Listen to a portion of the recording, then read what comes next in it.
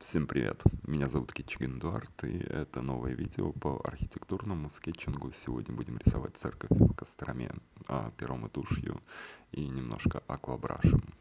Я использую Винсор и Ньютон и бумагу Палаццо и перо звездочка. Перо звездочка, мне кажется, совершенно великолепно. И смотрите в описании к этому видео, там внизу много ссылок на плейлисты, там есть различные видеоуроки и для начинающих, для продолжающих, много-много всякого интересного. Почекайте там, посмотрите. И начинаю я вот эту вот историю с простроения этой церкви с помощью точек. Вот видите, там на рисунке много-много маленьких точек. Они для меня служат опорой, поэтому мне не нужен при рисовании карандаш. Вот такая вот симпатичная штучка получится у нас в конце. И вот эти вот опорные точки мои я соединяю соединительными линиями.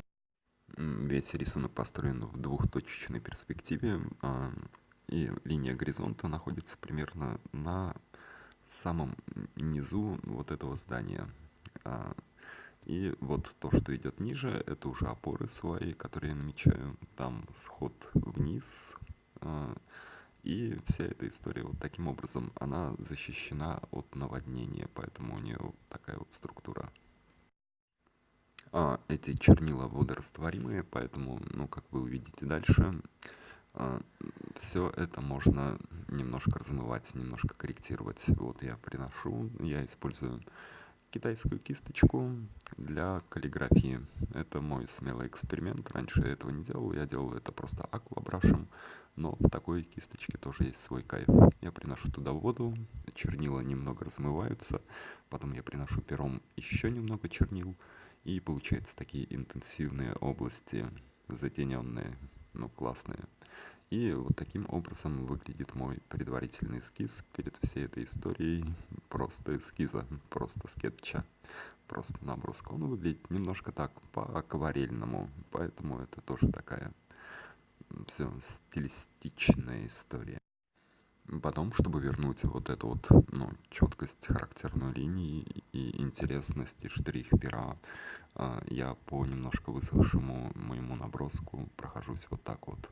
Снова прохожусь пером и снова использую ту же тушь, те же самые чернила винзоровские.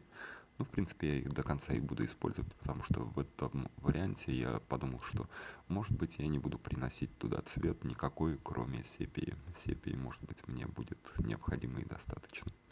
И начинаю размечать уже элементы какой-то фактурности. То есть, ну, церковь состоит из бревен, это деревянное строение, деревянное зодчество, и она, ну, просто классная. И туда я приношу вот эту первичную идею бревен. Первый опыт, первый вариант, который я там сделал, мне показался не очень удачным, но в конце вы увидите, каким образом он откорректируется. И снова приношу на необходимые места вот эти облака, лужи, туши, чтобы эта вся форма сохранялась и работала постоянно, не терялась. Немножко я тут запутался в самой архитектуре этой церкви, но потом исправился. Вот вы увидите, как это произойдет вот на переднем плане. Приношу новые лужи туши. Ну, так, снова прорабатываю рисунок, и он становится более интенсивным, более контрастным, более таким правильным. Вот сейчас исправил вот эту ошибку с архитектурой. Ну, теперь более-менее стало похоже на правду. Вот такая вот штучка будет в финале, и я к ней так старательно уже, в принципе, вырисовывается общая форма.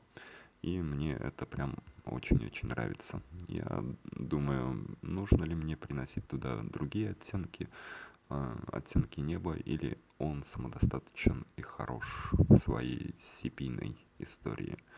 Вот, делаю небольшие наметки, так как это, ну, деревянная архитектура, я покажу чуть-чуть идею бревен, из которых сложена эта церковь, и накидываю их вот таким вот образом, не замысловато, просто быстро и без затей.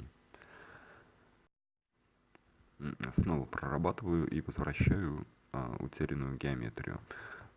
Так как чернила размываются, я приношу туда воду, они немножко растекаются, позволяя мне корректировать форму.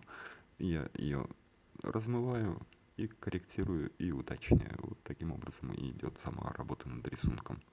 И вот такой вот подход мне очень-очень нравится, потому что он позволяет держать рисунок плюс-минус законченным в стадии эскиза, в стадии наброска, почти в любой момент времени. Ну, почти любой момент времени он плюс-минус и законченный, и симпатичный. Снова прорабатываю бревна, потому что там вода сработала, и они основательно растеклись. Иногда приходят вот такие вот лужи, я их просто убираю салфеткой. Ну, они никоим образом не мешают всей этой истории с рисованием. А может быть даже помогают, потому что они вносят такую характерную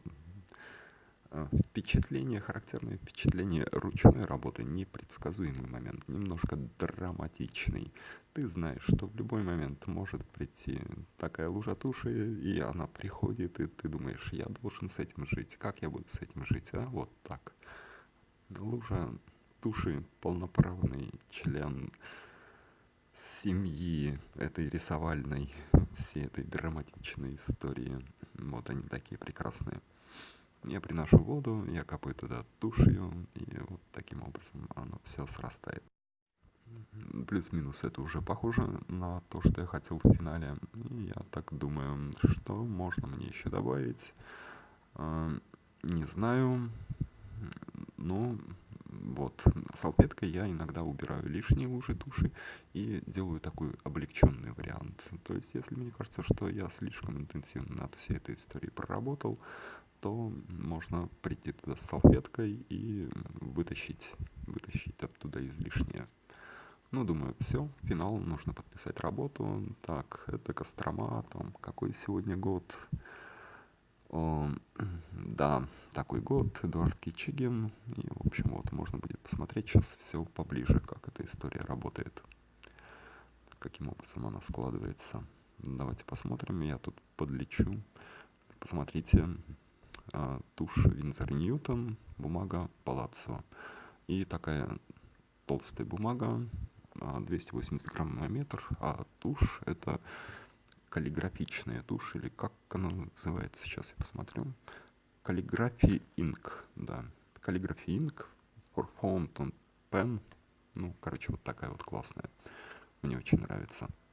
И эффект, который возникает в взаимодействии бумаги и туши, и пера, ну, для меня является самым таким любимым. Если вам понравилось, ставьте лайк, подписывайтесь на канал и, ну, смотрите там в описании ссылки на другие мои плейлисты. Было приятно поскетчить. Всем чао-чао, пока-пока.